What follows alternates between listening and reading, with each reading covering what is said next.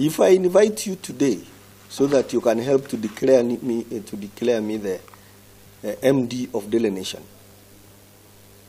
you know that no law says it is unlawful, but you know it is not lawful. If you attend that meeting, it won't be an unlawful assembly.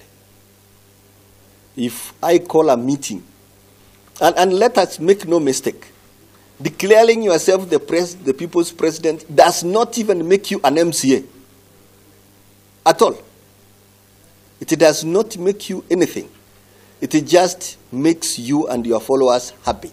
We know that over 20 have confirmed so far. We shall be providing a brief after tomorrow's meeting, maybe even from IHAP or from this podium, on every arrangement. We know that a lot of citizens want to be part, from all parts of the country, wants to be part of this process, and the committee dealing with that is just finalizing, doing the final touches